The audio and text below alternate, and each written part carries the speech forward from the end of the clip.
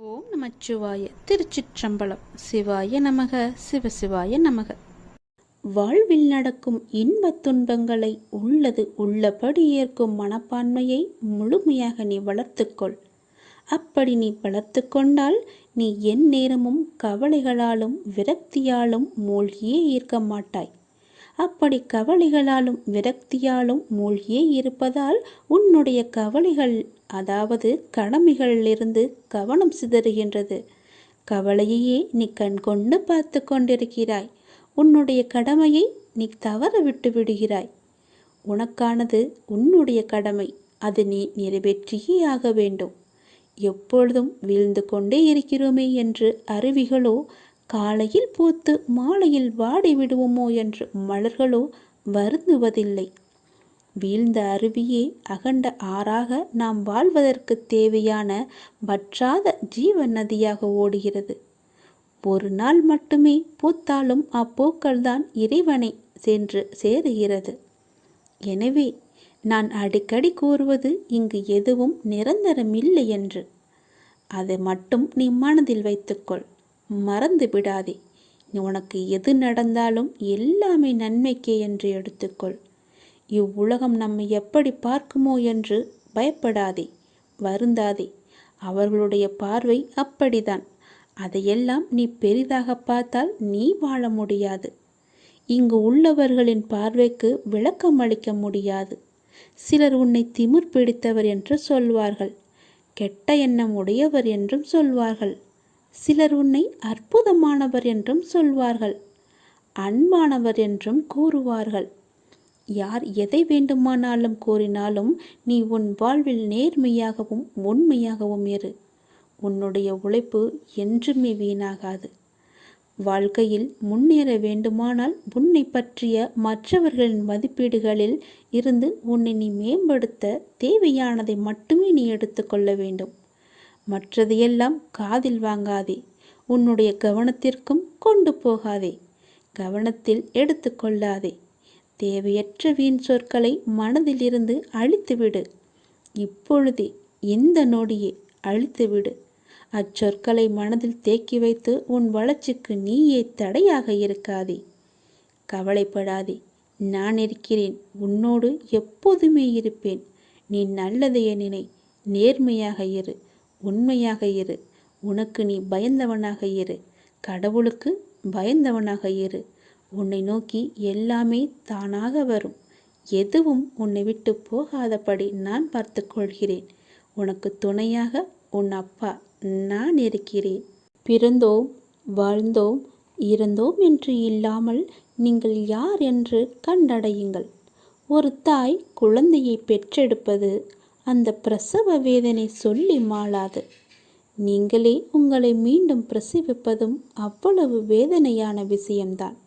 அதனால்தான் யாரும் அதை செய்வது இல்லை. நமக்கு எதுக்கு அந்த வலி என்று இருந்து விடுகிறார்கள். வெகு சிலரே சிலுவை சுமந்து காடு மேடெல்லாம் அலைந்து சாப்பாடு தண்ணி இல்லாமல் தங்களை தாங்களே தேடி அடைகிறார்கள். சிந்திக்க வேண்டிய ஒரு விஷயம். சிந்தித்து பாருங்கள். வாழ்க்கையை ஒரு முறை பின்னோக்கி பாருங்கள்.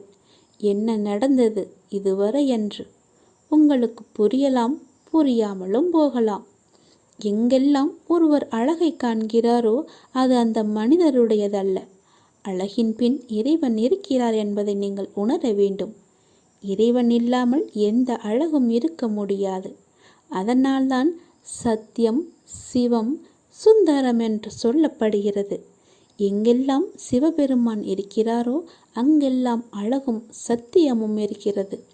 இதை சொல்வதன் மூலம் ஸ்ரீ கிருஷ்ண பகவான் அர்ஜுனரின் மனம் கவரப்படக்கூடிய எல்லாவற்றிலுமிருந்து விடுவித்து தன்னை நோக்கி இழுக்கிறார். கிருஷ்ணா என்றால் கவர்ச்சி. அப்படி என்றால் எல்லாவற்றையும் தன்னை நோக்கி கவரக்கூடிய ஒருவர் என்று பொருள். மனம் எங்கெல்லாம் அலைப்படுமோ அதிலிருந்தெல்லாம் விடுவித்து மையத்திற்கு கொண்டு வருவது. அந்த மையம்தான் ஸ்ரீ கிருஷ்ண பகவான். கிளைகளை வெட்டினால் என்ன, வேர் இருக்கிறதே, நமக்கு எதுக்கு இந்த கவலை என்று மகிழ்ச்சி படுங்கள். துளிர்க்கும் வகையில் துணி உடையவனே நான் தான் என்று சந்தோஷப்படுங்கள். அதைதானே நமக்கு வாழ்க்கை கற்பித்திருக்கிறது. அந்த கற்பித்த பாடத்தை நாம் ஏன் மறக்க வேண்டும்? படித்த படிப்புதான் நமக்கு வாழ்க்கை தரும். நீங்கள் துளிர்ந்து விடுங்கள். துளிர்க்கும் வரையில் நீங்கள் போராடுங்கள். கிளைகளை வெட்டுபவன் வெட்டட்டும். உங்களுக்கு வேர் இருக்கிறது. அதை பிடித்து கொண்டு மேலே எழும்பி வாருங்கள். உங்களுக்கான வாழ்வு நிச்சயம் இருக்கிறது. அதில் உங்களுக்கான வெளிச்சம் நிச்சயம் தெரியும். அதன் வழியை நீங்கள் பயணித்தால் உங்கள் வாழ்க்கை வெற்றியாகும். எல்லாமே உங்களுக்கு சாதகமாகவே மாறும். துளிர்க்கும் வரைதான் உங்களுடைய கஷ்டம். துளிர் விட்டுவிட்டால் உங்களை யாரும் எதுவுமே செய்ய முடியாது. வெட்டியவன் அன்றே போய்விடுவான். நீ துளிர்க்க மாட்டாய் என்ற நம்பிக்கையோடு. நீ என் மீது நம்பிக்கை வைத்திருப்பதால் நீ மீண்டும் துளிர் விடுவாய். வெற்றி உனக்குத்தான். தைரியமாக வா. மலைகளில் வெற்றிருக்கும் ஆண்டவன் கூட மக்களை தேடி பவனி வருகிறார். கவலைகளை விட்டு வெளியே வாருங்கள். நீங்கள் தோல்விகளை எண்ணி கவலை கொள்ளாதே. வெற்றியை நினைத்து நீங்கள் வெளியே வாருங்கள். வெற்றியும் உன்னை தேடி வரும். உழைத்து கொண்டே இருந்தால் சரிதானா?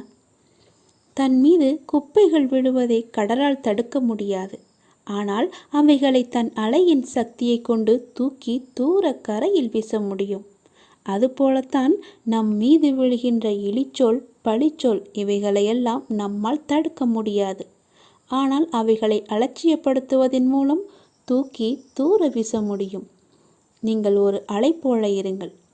தோல்விகள், இழப்புகள் மெல்லவும் முடியாமல், விழுங்கவும் முடியாமல், ரசிக்க முடியாத பொழுதுகள், படிக்காமலேயே கசக்கி எறியப்பட்ட கனவு பக்கங்கள், இவையெல்லாம் இல்லாமல் போயிருந்தால் வாழ்க்கை பாடம் புகட்டப்பட்ட பக்குவப்பட்ட மனிதனாய் உங்களை நீங்கள் செதுக்கியிருக்க முடியாது. போராட்டங்களின் பின் பெற்றுக்கொள்ளும் எதுவும் பேரழகானது என்பதை அறிந்திருக்க மாட்டோம். தான் இளைப்பாற முடியாது என தெரிந்தும் நிழலுக்காக மரம் வைப்பவனே வாழ்வை உணர்ந்தவன். வெட்டி எறிந்தாலும் மீண்டும் வேரொன்றி வெட்டியவனுக்கே நிழல் தரும் மரம் போன்று மனம் வேண்டும் நமக்கு. புகழ்ந்தால் மயங்காமலும் இகழ்ந்தால் தளராத மனமும் வேண்டும். மூளையின் புத்திசாலித்தனத்தை விட இதயங்களின் தூய்மை சிறந்தது. தான் உயர வேண்டும் என நினைப்பவன் மனிதன். தன்னோடு இருப்பவர்கள் சேர்ந்து உயர வேண்டும் என நினைப்பவனே மாமனிதன். உலகம் என்ன நினைக்கிறது என்பதை பற்றியெல்லாம் கவலைப்படாதே. கொள்கை உணர்வுடன் வாழ்ந்தால் வெற்றி பெறுவது உறுதி. குத்திய பிறகுதான் முள் தெரிகிறது. தடுக்கிய பிறகுதான் கல் தெரிகிறது. ஆகையால் அனுபவங்கள் நம்மை அடுத்த நிலை நோக்கி வெற்றிகரமாய் அழைத்துச் செல்லும் உன்னத வழிகளே. அதை நீங்கள் மறந்து விடாதீர்கள். அனுபவங்களை எப்பொழுதுமே தூக்கி போட்டு விடாதீர்கள். அதை உங்களிடம் பத்திரமாக வைத்துக் கொள்ளுங்கள். என்றாவது ஒரு நாள் உங்களுக்கு அது தேவைப்படும். அந்த வழியை நீங்கள் போக வேண்டியிருக்கும். வீண் ஆடம்பரம் வேண்டாம். கடவுளை மட்டும் பூரணமாக நம்புங்கள். எல்லா பிரச்சனையிலும் இருந்தே நீங்கள் விடுபட்டு விடுவீர்கள். நிச்சயமாகவே நான் சொல்கிறேன். உங்களுடைய பிரச்சனை எதுவாக இருந்தாலும் நீயை பார்த்து கொள்ளுங்கள் என்று அவரிடம் ஒப்படைத்து விடுங்கள். அவர் உங்களை பார்த்து கொண்டுதான் இருக்கிறார். எல்லா ரூபத்திலும் அவர் உங்களை பார்த்து கொண்டுதான் இருக்கிறார். அவரை நீங்கள் நம்புங்கள். பரிபூரணமாக நம்புங்கள். உன் பிரச்சனை காணாமல் போய்விடும். நினைப்பதை என்னிடம் நீங்கள் சொல்லுங்கள். என்னிடம் சொல்வதை நீங்கள் செய்யுங்கள். மகிழ்ச்சி தானாகவே உருவாகும். முதலில் நல்ல மனிதராக வாழ பழகு. ஊக்கத்துடன் உழைத்துக்கொள். பொன், பொருள், புகழ், செல்வம் எல்லாம் உங்களை தேடி தானாக வந்து சேரும். இறைவனானவன் யாரையும் வீணாக படைக்கவில்லை. ஒவ்வொருவருக்கும் ஒவ்வொரு ஆற்றல் வைத்து படைத்திருக்கின்றார். உணர்ந்தவர் வாழ்வில் பிரகாசமாக இருக்கிறார். உணராதவரோ வாழ்க்கையை வீணடித்து விடுகின்றனர். நீங்கள் வெற்றியாளராக விரும்பினால் யாரும் உங்களை நம்பாத தருணத்தில் நீங்கள் உங்களை நம்ப வேண்டும். வாழ்க்கை முழுவதும் நிம்மதியை தேடி அலைவதிலேயே நிம்மதியை இழக்கின்றான் மனிதன். அதை நீங்கள் புரிந்து கொள்ளுங்கள். உடல் நோய் வந்தால் மருந்தால் குணப்படுத்தி விடலாம். மனநோய் வர அனுமதிக்கவே கூடாது. அது மிகவுமே கொடூரமானது. கவலை, துன்பம், வெறுப்பால் மனம் வாடா வழிவிட்டால் வாழ்க்கையே வீணாகிவிடும். சோகங்களுக்கு சோக சூழல்களுக்கு தரப்படும் பெரும் மகிழ்ச்சியும் முக்கியத்துவமும் மகிழ்ச்சியான சூழலுக்கும் தரப்படுவது இல்லை. இரண்டுமே நிலை இல்லாதது என்பதை மட்டும் நினைவில் நிறுத்திக்கொள். தேவைக்காக பொய்யாக பழகும் உலகில் வாழ்ந்து கொண்டிருக்கின்றோம் நாம். மெய்யான உண்மையான மனிதர்களும் இதற்காகத்தான் இருக்க செய்கிறார்கள். நாம் தான் அவர்களை அறிந்து கொண்டு விலக்கி வைக்க வேண்டும். சில துன்பங்களை வெளியே சொல்லாதே. ஒரு கட்டத்தில் நீங்கள் அதிலிருந்து மீண்டு விடுவீர்கள். ஆனால் அவர்கள் நினைவு படுத்தி கொண்டே இருப்பார்கள். அமைதி பொறுமையுடன் எல்லாவற்றையுமே கடக்க வேண்டும். அவர்கள் உன்னை விட்டு விலகாத வரை நீ அவர்களை விட்டு விலகிவிடு. அதுதான் உனக்கும் நல்லது, உன்னுடைய வேண்டுதலுக்கும் நல்லது, உன்னுடைய வாழ்க்கைக்கும் நல்லது.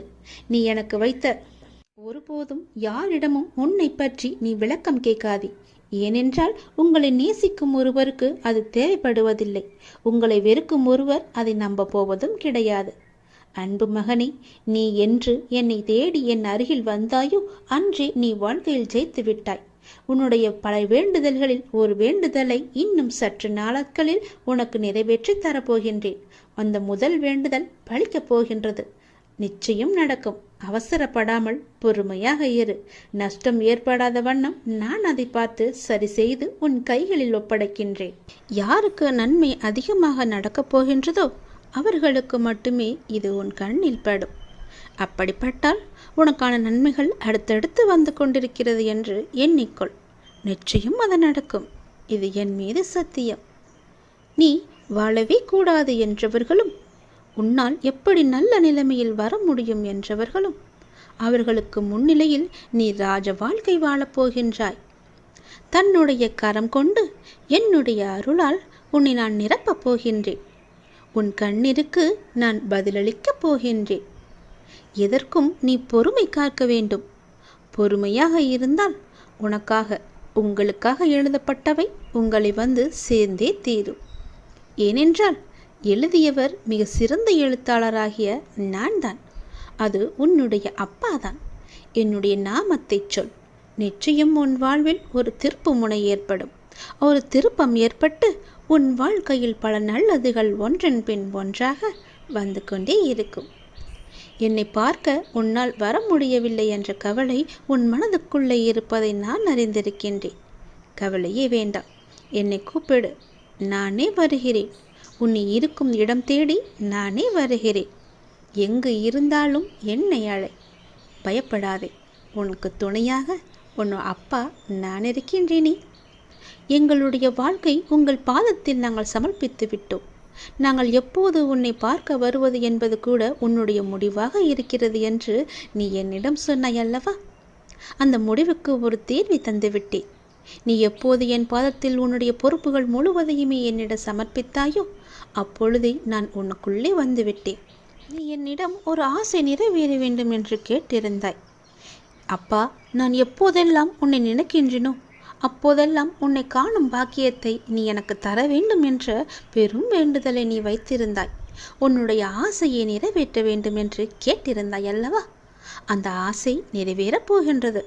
நீ எந்த நொடி எங்கு இருந்து எந்த இடத்திலிருந்து கேட்டாலும் நான் வருவேன். நீ என்னை காணலாம். நிச்சயம் என்னுடைய அனுமதி உனக்கு நிச்சயம் கிடைக்கும். எந்த இடத்திலிருந்து கேட்டாலும் என்னுடைய ஆசையும் அன்பும் அரவணைப்பும் உனக்கு இருந்து கொண்டே இருக்கும். கவலைப்படாதே. எந்த ரூபத்தில் வேண்டுமானாலும் நான் வந்து உன்னை காப்பேன். என் பாதத்தில் உன்னை சமர்ப்பித்து விட்டாய் அல்லவா? கவலையே இனி இல்லை. பொறுமையாக இரு. நீ எதை கேட்டு என்னிடம் வந்தாயோ அது நிச்சயம் உனக்கு நடக்கும். உனக்கென்று எழுதப்பட்டது வேறு யார் கைக்கும் செல்லாது. யார் கைக்கும் போகவும் நான் அனுமதிக்க மாட்டேன். உனக்கென்று அதில் நான் எழுதி வைத்து விட்டேன் உன்னுடைய பெயரை. நிச்சயம் அது உன்னிடத்தில் வந்து சேரும் காலத்தையும் நிச்சயம் நீ அறிவாய். வெகு சீக்கிரமாகவே அது உன் கையில் கிடைக்கும். கவலைப்படாமல் நிம்மதியாக ஒவ்வொரு நாளையும் நீ சந்தோஷமாகவே கொண்டாடு. அது வர வேண்டிய நேரத்தில் நிச்சயம் உன் கையில் வந்து சேர்ப்பது என்னுடைய பொறுப்பு. எதை பற்றியும் கவலைப்படாதே. உன்னை ராஜ வாழ்க்கை வாழ வைக்கவே நான் ஆசைப்படுகிறேன். நிம்மதியாகவே இருக்கப் போகிறாய் நீ. உன்னுடைய வாழ்க்கையில் இதுவரை இருந்த போராட்டங்கள் எல்லாமே முடிந்து விட்டது என் தங்கமே. மிக பெரிய வெற்றி உனக்காக காத்திருக்கிறது. நிச்சயம் உனக்கு வெற்றி கிடைக்கும். ஏன் கலக்கமாக இருக்கின்றாய்? நான் உன்னோடு தானே இருக்கின்றேன். நான் உன்னை கைவிட்டு விடவில்லையே. நீ என்னிடம் பேசும்போதெல்லாம் நான் மௌனமாக கேட்டுக்கொண்டுதான் இருக்கின்றேன். கேட்டுவிட்டு உனக்கு பதில் ஏதும் தரவில்லை என்றுதானே உன்னுடைய மன குழப்பம். அந்த குழப்பத்திற்கு பதில் தரதான் நான் வந்திருக்கிறேன். ஏன் பதறுகின்றாய்? பயப்படாதே. உன் வாழ்க்கை முடிந்து போகவில்லையே. யார் சொன்னது உன் வாழ்க்கை முடிந்து விட்டது என்று? இப்போது நீ உற்சாகமாக ஆரம்பித்தாலும் உன்னால் அடுத்த கட்டத்தை எட்டி பிடிக்க முடியும். கலங்காதே. நீ எல்லாவற்றையுமே உற்சாகமாக செய். என் மீது கொண்ட நம்பிக்கை உனக்கு நிச்சயம் துணை இருக்கும். நீ எட்டி பிடிக்க முடியாத உயரத்தை கூட எந்த நம்பிக்கை ஒன்றே உனக்கு துணையாக இருந்து அதை உன் கையில் கொண்டு வந்து சேர்க்கும். கலங்காதே. நான் என்றுமே உன் கூடவே இருப்பேன், துணை இருப்பேன் உன்னோடு. என் பிள்ளைகள் அனைத்தும் அறிந்தவர்கள். இப்படி ஒவ்வொன்றிற்கும் மனம் தளர்வோடு இருக்கலாமா? நான் உன்னை கரையேற்ற மாட்டேனா என்ன? நீ பேசும்போதெல்லாம் நான் மௌனமாக இருந்ததற்கு காரணம், உன்னை நான் எப்படி மேலே கொண்டு வர வேண்டும், அதற்கு நான் உன்னை எப்படி மாற்ற வேண்டும் என்பதுதான் என்னுடைய மனதில் ஓடிக்கொண்டிருந்தது. நீ பேச பேச எல்லாவற்றையுமே கேட்டுக்கொண்டிருந்தேன். உன்னுடைய கேள்விகளுக்கு எல்லாமே தினமும் ஒரு விடையாக நான் சொல்லிக் கொண்டுதான் இருக்கிறேன். ஆனால் ஏதோ ஒரு காரணத்தால் அதை நீ ஏற்க மறுக்கின்றாய், அதை நீ கேட்கவும் மறுக்கின்றாய். இந்த முறை அப்படி செய்யாதே. உனக்கு தொடர்ந்து வரும் கஷ்டங்கள் நினைத்து கவலைப்பட்டு கொண்டிருக்கின்றாய். அதை நான் சுக்கு நூறாக உடைத்தெறிய உனக்கு சக்தி இல்லாமல் இல்லை. உனது பயத்தினாலும் பக்தியினாலும் மிகவுமே தயங்கிக் கொண்டிருக்கின்றாய்.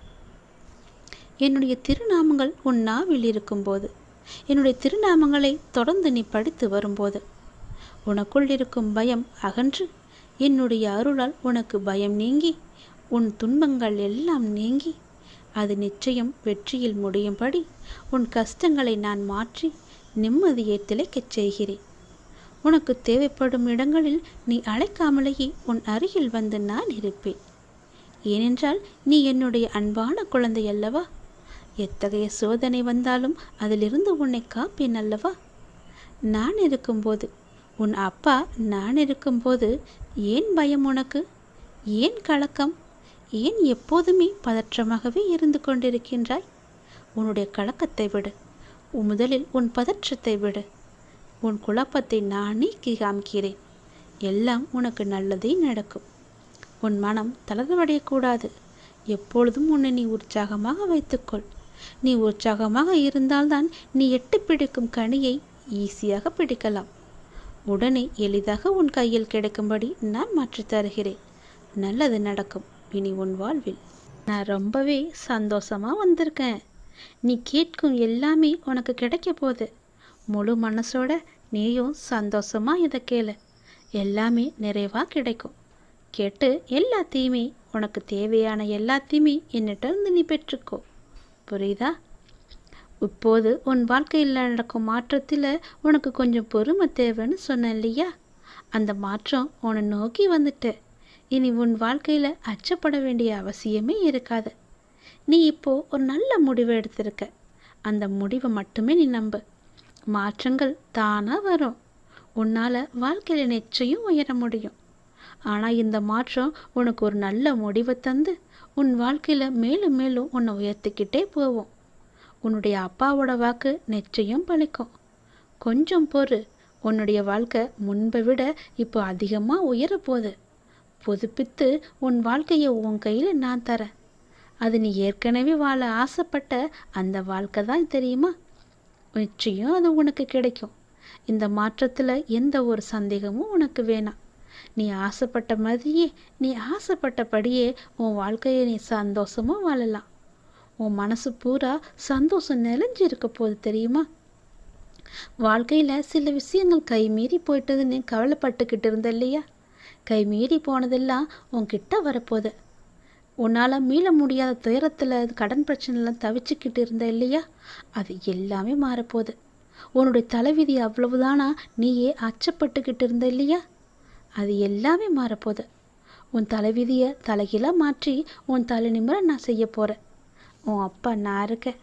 உன்னுடைய படிப்பு, அறிவு, திறமைக்கு உனக்கு முன்னேற்றத்தை நான் தருவேன். கவலைப்படாத. உன்னுடைய கர்மவினை கண்டு நீ பயப்படாத. உன்னுடைய வாழ்க்கையில அனைத்தையுமே சேர்த்து நீ வெற்றியும் பெறப்போகிற தெரியுமா? அது எதெல்லாம் எப்படி நினச்சிக்கிட்டு இருக்க? எல்லாமே நீ என் மீது கொண்ட நம்பிக்கையால் மட்டும்தான். என் மீதான நம்பிக்கை உனக்கு சிறிதளவும் குறையாம அப்படியே வச்சிருக்க இல்லையா? அதனால தான் இந்த பரிசை நான் உனக்கு தரப்போகிறேன். உன் வாழ்க்கை சந்தோஷமாக மாறப்போகுது. எதை பற்றியும் நினைக்காத. உன்னுடைய கவலைகள் கண்ணீர்கள் எல்லாமே மாறப்போகுது. மிகவும் சந்தோஷமான வாழ்க்கையை நீ வாழ இப்போதே நீ தயார்படுத்திக்கோ. இன்று நான் உனக்கு ஒரு சத்தியம் செய்கிறேன். நீ என்னுடைய ஆலயத்து வருவதற்கான ஏற்பாடுகளை எல்லாமே செய்ய. விரைவா நான் உன்னை அழைக்கிறேன். என்னுடைய ஆலயத்திற்கு நீ வா. நம்பிக்கையோடு வா. உன்னுடைய வேண்டுதல் எல்லாமே நிறைவேறும். நிச்சயம் நடக்கும். இது என் மீது சத்தியம். நானே உனக்கு சத்தியம் செஞ்சு தந்துட்டேன் இல்லையா? பிறகு ஏன் பயப்படுற? சந்தோஷமாக என் ஆலயத்துக்கு வா. அதற்கான ஏற்பாடு எல்லாத்தையுமே செய். உனக்கு வேண்டியது எதுன்னு என்னிட்ட கேட்டுட்டு போ. அதை அப்போதையே நான் தரேன். நீ என் ஆலயத்திலேருந்து வந்து திரும்பி வீட்டுக்கு போகிறதுக்குள்ள உனக்கு ஒரு நல்ல செய்தி நிச்சயம் கொடுப்பேன். நான் உனக்கு மனசு நிறைவாக இருக்கும். உன் வாழ்க்கையில் அனுபவிக்காத சந்தோஷத்தெல்லாம் நீ நிச்சயம் அனுபவிப்ப. என் நோக்கி வரத்து நீ தயாராக இரு. நல்லது நடந்து கொண்டே இருக்கும்படி நான் மாற்றி காமிக்கிறேன். நீ என்னிடம் மிகவுமே ஆசைப்பட்டு விரும்பி கேட்ட ஒன்று சென்ற வருடம் இன்று வரை கிடைக்காமல் காலதாமதமாகிவிட்டதே என்று மிகவுமே கவலைப்பட்டு கொண்டிருக்கின்றையல்லவா? அது கிடைக்குமா கிடைக்காதா என்ற ஒரு இயக்கத்திலேயே நீ இருந்து கொண்டிருக்கின்றையல்லவா? நிச்சயம் அது கிடைக்கும். அதற்கான காலங்கள், நேரங்கள், சூழ்நிலைகள், உனக்கான நல்ல காலம் என எல்லாமே கூடி வந்துவிட்டது. இந்த ஆண்டின் இறுதிக்குள் நிச்சயம் அது கிடைக்கும் உனக்கு. உன் மனதில் ஒரு கேள்வியுடன் என்னை வந்து பார்த்து கொண்டிருக்கிறாய் அல்லவா? உன்னுடைய கேள்விக்கெல்லாம் விடை காணத்தான், விடை சொல்லத்தான் நான் வந்திருக்கின்றேன். நிச்சயம் நடக்கும். இந்த வருடம் முடிவதற்குள் நீ கேட்டது உன் கையில் கிடைக்கும். அது சம்பந்தமான நல்ல செய்திகள் உன்னை வந்து நிச்சயம் சேரும். அது உனக்கு நடக்கும் என்பதற்கு நான் உனக்கு சத்தியம் செய்து தருகிறேன். யார் மீது சத்தியம் செய்ய வேண்டும் என்று சொல், நான் செய்து தருகிறேன். நீ ஜெயிக்கப் போகின்றாய். அது தெரியாமல் நீ கவலைப்பட்டு கொண்டிருக்கின்றாய். நீ நம்பிக்கையோடு இருக்க வேண்டும். எல்லாவற்றிலுமே நான் இருக்கிறேன் என்ற நம்பிக்கை உனக்கு இருந்தால் போதும்.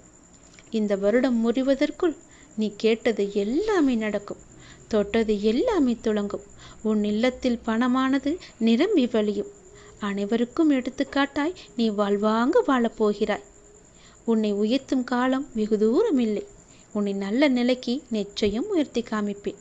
உன்னுடைய எண்ணங்களும் செயல்களும் உனக்கு நிச்சயம் நன்மையே அளிக்கும். உன்னுடைய வாழ்க்கையில் லட்சங்கள் தேவை என்று உன்னுடைய லட்சியத்தை நோக்கி நீ போய்கொண்டிருக்கின்றையல்லவா? நிச்சயம் உன் லட்சியம் லட்சத்திலேயே முடியும். கவலைப்படாதே. உன் இல்லத்தில் பண தேவைகள் எல்லாம் நிவர்த்தியாகும். ஒரு விஷயத்தை நீ எந்த கண்ணோட்டத்தில் காண்கின்றாயோ மற்றவர்களும் அதே கண்ணோட்டத்தில்தான் காண்பார்கள் என்று கிடையாது. அவர்கள் உன் மீது பொறாமை எண்ணத்தில் இருக்கின்றார்கள். நீ வளர்வது அவர்களுக்கு பிடிக்கவில்லை.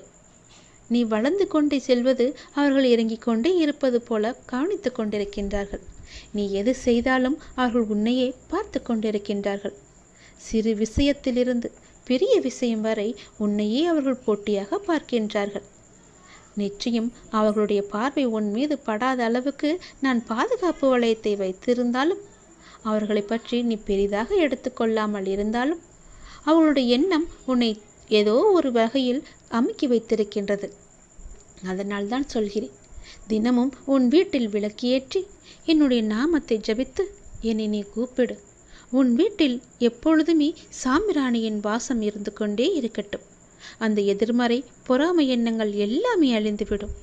உன் வாழ்க்கையில் நேர்மறை வந்து மகிழ்ச்சி பூத்து குழங்கும்.